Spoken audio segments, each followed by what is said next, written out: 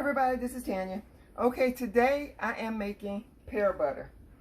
Okay, and rather than buy pears and cut them up and slice them and peel them, I went and bought pears at the store.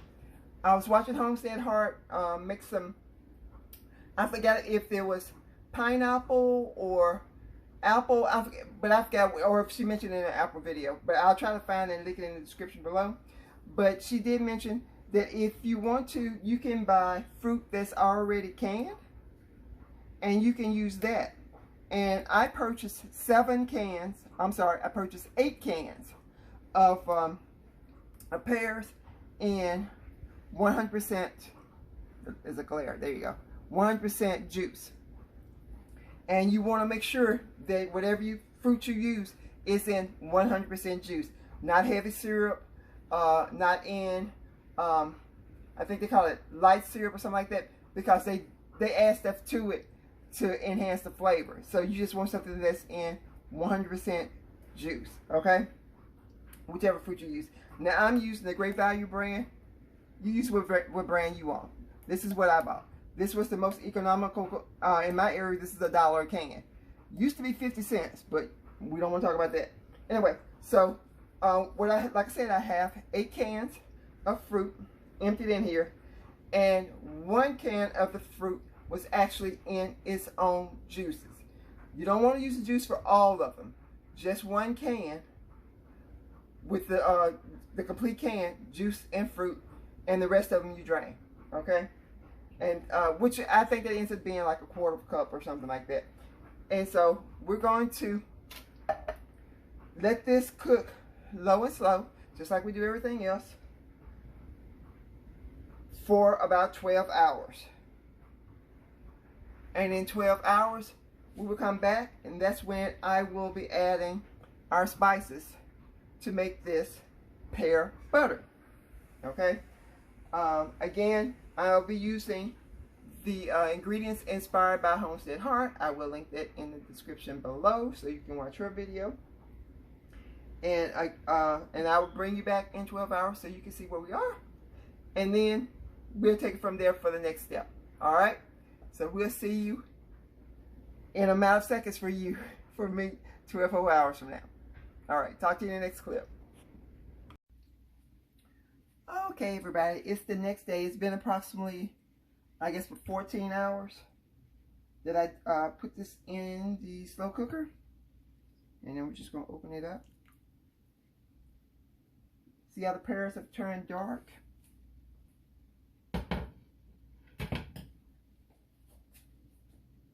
And yeah, and well, not that the pears weren't tender anyway, but they're very tender now. And you see why you only had to add the one can with the juice in it? It makes lots of liquid. So what I'm going to do now is use my immersion blender and blend this up. And blend this up to the consistency that I would like. And then I'll stir in my what am I trying to say? My flavoring. And again, I'm using the Homestead Heart recipe, but I'm doing, instead of doing 2½ cups of brown sugar, I'm just going to do half in it. I'm doing 1 1/4 cup of brown sugar, 1 tablespoon of cinnamon, 1 teaspoon of ginger, and 1 teaspoon of nutmeg. And like I said, I'm starting out with 1 1/4 cup, which the recipe calls for 2½. I'm halving it. You can always add more sugar. You can't take it out. So I'm going to take it from there and see if I like it without the addition of sugar or not. So, but don't get me wrong. At least with the peach plum, it was the right amount of sugar. But we're going to see about the pears. All right, so I'm going to use my immersion blender and start processing this. And I'll be back once I get this started. Oh, and FYI, when you use an immersion blender, start with it down in the item. Don't start with it up and going down. It'll make a big mess. All right, see you in a bit. Okay, so that blender makes quick work of that task. Now you can do this by hand if you want to. You can use a what is it, a potato masher, or anything else you choose, because it's, like I said, it's real soft, so use whatever it is you want to use to mash it.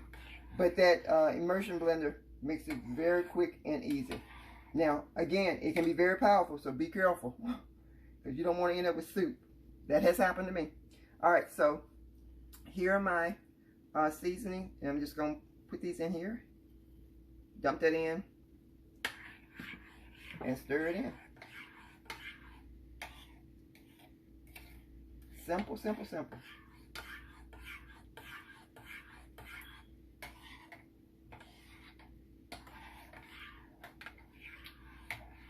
It already smells fabulous. Like I said, this was a suggestion from a friend to make pear butter. He told me how much he liked, and he said, "Have you ever made it before?" And I was like, "No." But you know, there's a lot of stuff we haven't made before. You know, we're new to this. Sandra and I, we just started. But we're willing to try different things to see what we like and what we don't like. As simple as that. And that's how you find out if you like stuff. You try it. If you don't like it, don't make it again. Or if you like it and you're not particularly happy with the results, you can tweak it. Like I said, most recipes are just a suggestion. But if you're canning, there are certain things you cannot can. Or let me put it this way. It's certain things they suggest that you do not can. You do what you want to do. But it's certain things they suggest you do not can. Okay, I think that's mixed pretty good.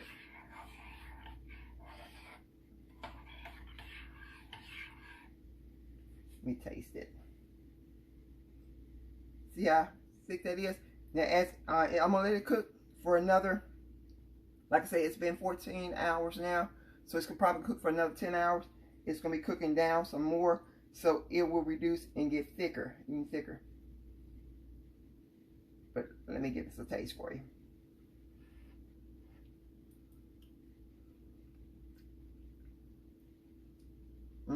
That's good. That's really good. I'm not gonna lie to you. Most things that I've tried canning, I'm pretty happy with. You know, we've had some fails, which we've shared those with y'all too. But most things that I do or we've done, we're pretty happy with, and it's allowing us to get outside our boxes. Okay, so I'm just gonna put the lid back on. Again, it's still on low, and we're just gonna let that continue cook on low for the next 10 hours. And next time I come to you, we should be ready to put this in the jars and can this. And we'll be doing water bath canning, just so you know. We will be doing water bath canning with this. I'm not sure how many jars this will yield, because again, I'm just trying something. So my hopes is I'll get at least 6, but we'll see. Yeah, I'm hoping I can get at least 6, maybe 7. But again, we'll see what happens. But we'll be back when we're at that point in time. All right, see you in the next clip. Okay, everybody, I just want to show you real quick. These jars I found at the Dollar General. Yeah. I didn't know they had their own brand. I'm assuming this is their own brand. It's anyways called, what is it called? TrueLiving. I was in there and I was looking for some ball jars, of course. And I saw these. So I figured I'd give them a try. So if anybody has any experience with these, please let me know. But I'm going to give them a shot and see if they're any good. Now, they're a little bit higher. Well, anything you get at the Dollar General, it's going to be a little bit higher than Wally World. So there's that. But anyway, like I said, 8-ounce jelly jars. It's 12 jars. And I think I paid $9 and some change for them. Close to $10. But anyway, we're going to give these, I'm going to wash these up. And I'll be using these and we'll give these a try. Okay, I'm coming to you real quick to show you this. Again, these are the jars I got at the Dollar General. The glass itself appears to be okay. And, you know, a ring is a ring, so that's fine. But I'm just letting you see what the lid looks like. So instead of having the orange color, they actually have the white. It seems to be a wide ring, so we'll see. We'll see how this goes. We'll see. All right, but I just want to show you that. All right. All right, I'm back. And it's been maybe 8 hours. 7 or 8 hours since the last time. And it is really thickened up. I don't know if you can see that on camera or not. But we're ready to start canning. And again, we're doing the water bath canning on these. And I'm using those jars that I showed you, that I found at the Family Dollar. No, it was Dollar General. I don't know if you can see that or not. But anyway, so it smells delicious. And again, I'm hoping I can get at least 6 jars out of this. That's a chunk right there I didn't get before. But you can just mash it up against the side of your container, and it's already so tender that it'll just mash up. But that's not a problem. Or you can leave it chunky if you want to. It's up to you. It's a personal preference thing. You making yours, you make it the way you want to make it. But that's a big chunk right there. How did I miss that?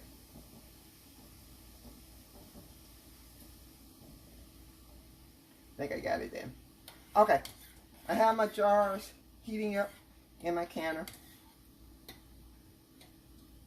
And remember, when you're up or you're doing hot items, your jars need to be hot.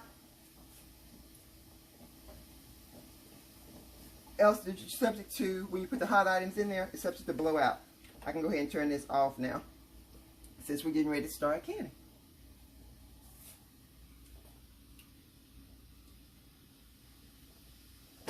And like I said, I have I have my jars heating up on my canner.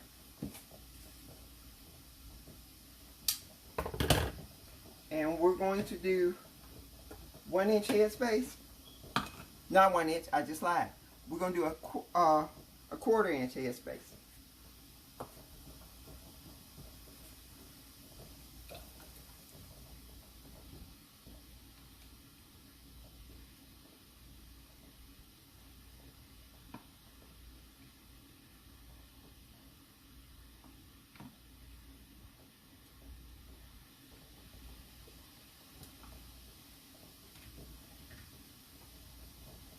Quarter inch headspace.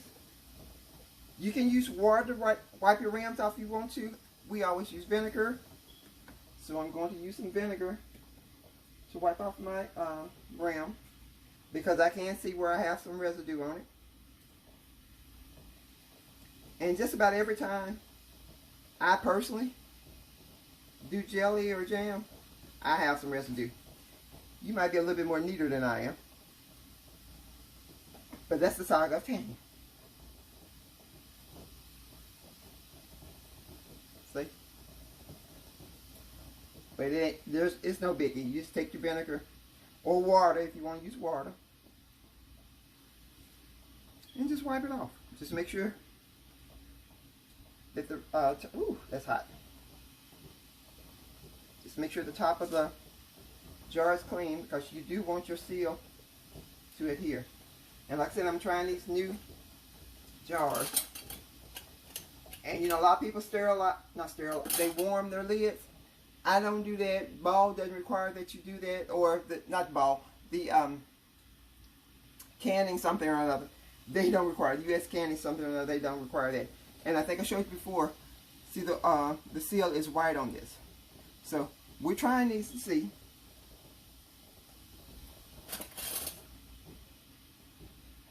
And they do have the pop lid, the little button thing on them. They do have that. And oof, you're going fingertip tight.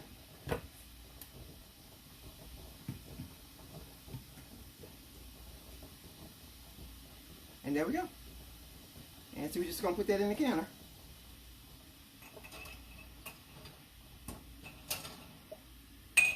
And take the next one out. Anyway, so we're going to go ahead and I'm going to keep doing that. And I will come back and let you know how many I actually got. So we'll see you in the next clip. All right. Okay, so I end up getting 6 full jars. Remember, at a 1/4 inch headspace. And then I end up with 1 jar that looks like, or maybe 2 inches. So that didn't make the processing. And I did process them for 10 minutes in the water bath. And then after that, after they stopped processing for that 10 minutes, that's after it came to a roll. Okay, let's back up. Once it came to a rolling boil, I started the timer for 10 minutes. I processed it for 10 minutes. After 10 minutes, I turned the eye off and let it sit for another 10 minutes in the counter undisturbed. Okay, and normally I would let it sit for another 10 minutes after that, but I'm tired because none of that is anything you have to do. Because after you process it, you can take it out. Okay, I just like to do that to give it time to calm down some. That's all. And I do see where they are starting to seal. That's the only one right now that looks like it hadn't. But the rest of them look like they've already sealed. Yeah.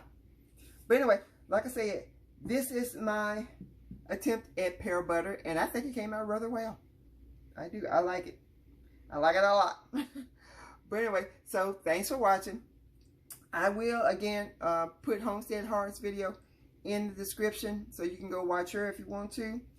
And I will put the ingredients as well in the description as to what I did.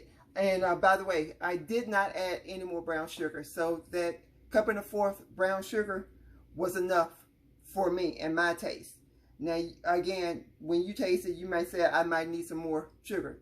It's an individual thing. It's an individual thing. So, individual preference, this is fine for me. And then it also depends on how sweet the fruit is that you have as well.